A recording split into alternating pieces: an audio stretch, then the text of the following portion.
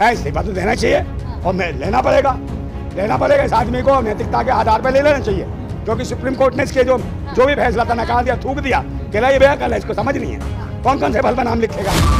है योगी आदित्यनाथ ना हिंदू को मानता है, ये तो गुरु गोरखनाथ संप्रदाय से, हाँ नाथ संप्रदाय, वो किसी को नहीं मानते, ना हिंदू मुसलमान, ना ये मूर्ति पूजा करते, तो ये खुद नास्तिक है, इनसे बड़े ये लोग लड़वाते धर्म और मजहब के ना। इसका मतलब ये दुकानदार है, योगी जी ने इसलिए कर दिया कि वो दिमाग बांटने के लिए, या कोई नीट की परीक्षाओं की, पुलिस की भर्ती, इनके बारे में ना पूछ ले कोई है। और स्थिति खराब थी कि इनको इस्तीफे की मांग हो रही थी, इसमें झुंझुना हिलाना था, समझे, और टेस्ट करना था कि अभी कितने अंधवादी हैं देश में। पूरे पे लिखवा ले क्या तेरा असली नाम बागेश्वर का, क्या नाम है इसका?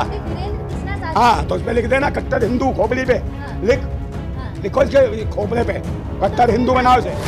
तो कहते भाई मुस्लिम हिंदू कुछ नहीं है, देश के भारतवासी जब उनका आधार कार्ड है, पहचान पत्र है, नागरिकता के आधार पर लोगों को काम दिया जाता।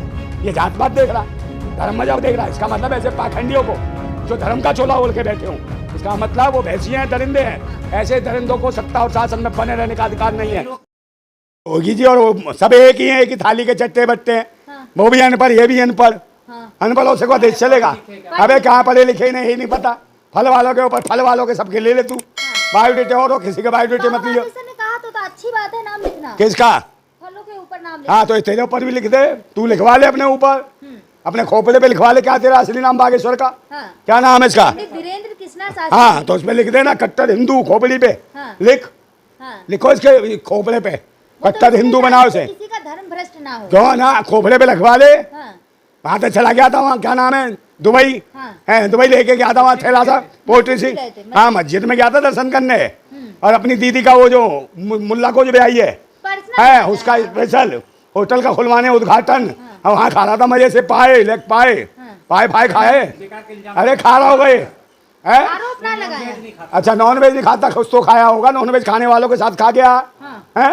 वो जो पाए खाते हैं, कोरमा खाते हैं, कीमा खाते हैं, भैंसा खाते हैं, ये सब खाते हैं, गाय खाते हैं भाई, उनके साथ उसी थाली में खा के आए बागेश्वर। देखकर आए क्या? अरे भाई उन्हीं को और क्या स्पेशल लाए, आसमान से उतारी थी। इसीलिए कांवड़ियों का धर्म भ्रष्ट ना हो। कहा भाई तो ये तो इसका धर्म भ्रष्ट है, कांवड़ियों क्या धर्म भ्रष्ट हो जाएगा? कांवड़ियों कोई धर्म भ्रष्ट नहीं होता।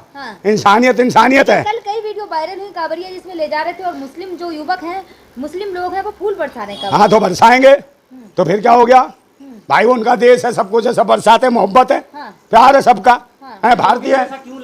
और भाई मुस्लिम भी तो कावड़ लेके आ रहे कई। योगी जी ने इसलिए कर दिया कि वो दिमाग बांटने के लिए, या कोई नीट की परीक्षाओं की, पुलिस की भर्ती, इनके बारे में ना पूछ ले कोई है। और स्थिति खराब थी कि इनको इस्तीफे की मांग हो रही थी, इसमें झुंझुना हिलाना था, समझे, और टेस्ट करना था कि अभी कितने अंधभक्त बाकी हैं देश में, है बिहार, हिंदू तुम्हारे यूपी में, तो देख लिया कितने अंधभक्त बाकी हैं। अब इन्हें लग रहा है कि अंधभक्तों का जो है ना खेल खत्म होता जा रहा है। जो अंधभक्तों की डोज थी वो ढीली पड़ती जा रही है, लोग होश में आ रहे हैं धीरे धीरे।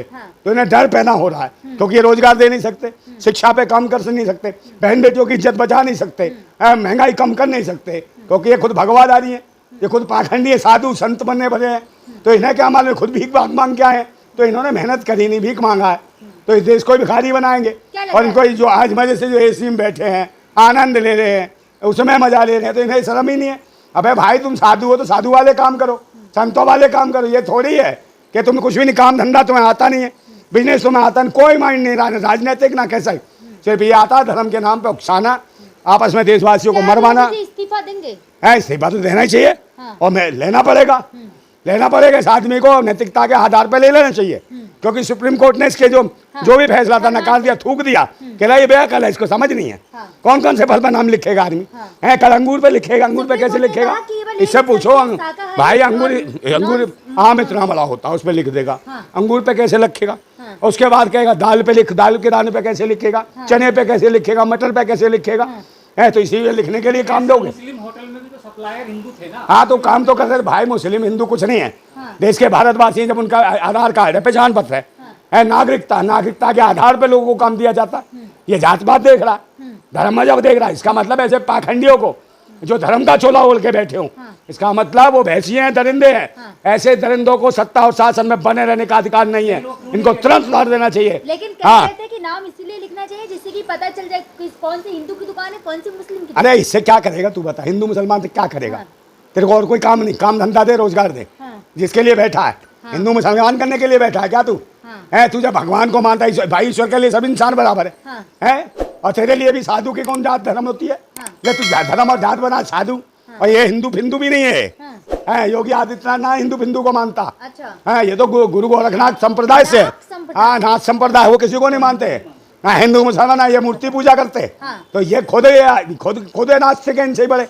ये लोग लड़वाते हैं धर्म और मजहब के ना। इसका मतलब ये दुकानदार है, बिजनेसमैन है, ये बिजनेस करने आया। और ये वो क्या नाम है, भैरूपिया, बाबा के चोला ओढ़ के भैरूपिया आया है, ये देश को लूट रहा है। हाँ देश को लूट रहा है। इस भैरूपिया का ये जो है ना, ये मुकुट उतारो ऐसे का, जो लोगों को मूर्ख बना रहा है। अरे ऐसे मोदी है, कोई भैरूपिया कभी सींग लगा लेगा, कभी कुछ करेगा, कभी यूं करेगा, कभी यूं करेगा, कभी यूं करेगा। क्या करता है? रंग में रंग जाते हैं। काय का रंग? आदिवासियों में जाते हैं तो उस रंग में रंग जाते हैं। हाँ बहुत दिनों से किन्नर भी बुला रहे हैं, उस रंग में भी रंग जा।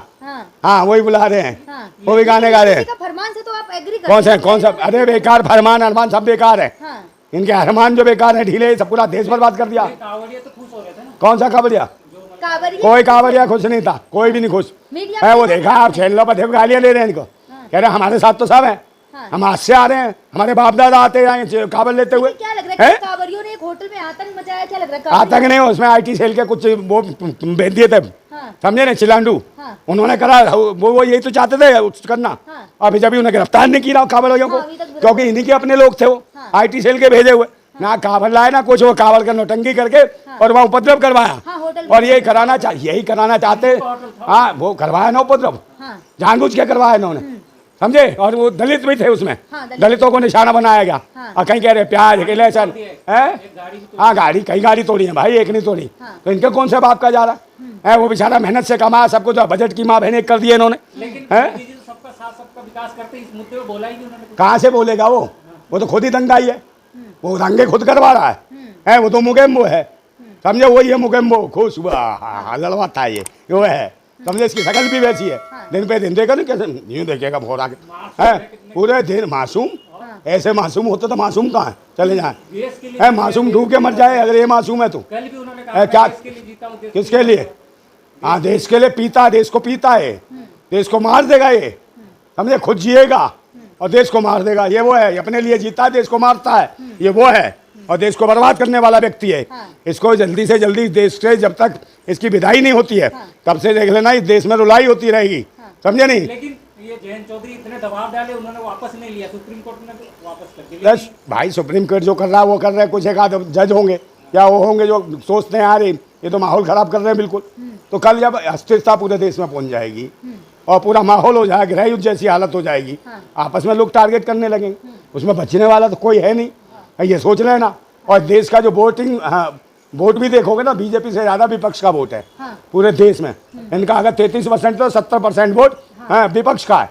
और विपक्ष जब 70% नाराज हो गया ना, 30% जो नौटंकी दिखा रहे हैं वो भी नहीं है, वो भी मशीन से मारे हैं इन्होंने, बैलेट पेपर से नहीं है। तो इसका मतलब कितने हैं?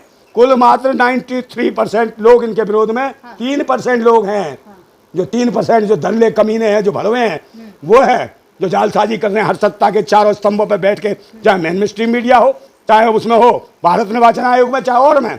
ये सब धांधली हैं, डकैत है, चोर है, अली बाबा के 40 चोर है। ये जो 3% लोग हैं, इनके खिलाफ बिगुल बच गया ना, तो 3% को ना ये 97% कुचल देंगे, समझे ना। तुम्हारा जूस सा निकाल देंगे, सारी नारंगी निचोड़ कर रख देंगे, समझ गए ना।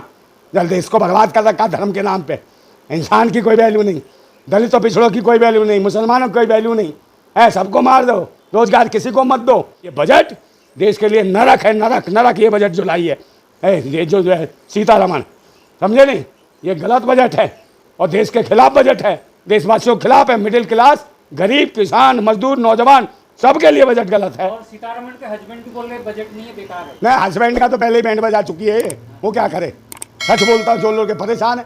ये सब है वही है, किसी ने लुगाई छोड़ रखी है, किसी ने कसम छोड़ रखा है। परेशानियां तो ये हैं, तो ये क्या देश चलाएंगी? देखा परिवार एकजुट हो, वो तो जाने का परिवार कैसे चलता है, बच्चों कैसे पाला जाता है, समझे नहीं। तो लड़ती है ये तेरा ये मेरा, पैदा भी कर लेंगे, ये 2 तेरे एक मेरा है, ऐसे करती हैं। तो ऐसे तो देश चलेगा? देश होता है संयुक्त परिवार। जब परिवार संगठित नहीं कर सकते तो देश को क्या संगठित करोगे? इसलिए देश को जा रखा है तुमने, कभी जाति, कहीं धर्म, कहीं मजहब। मर जाओगे हो, पाखंडी ढोंगी हो, अंधभक्तों, अब सुधर जाओ। तुम्हारे अंधभक्तों की वजह से देश लुट रहा है, बर्बाद हो रहा है। समझे? भारत जिंदाबाद था, जिंदाबाद और जिंदाबाद रहेगा। जिंदाबाद भारत।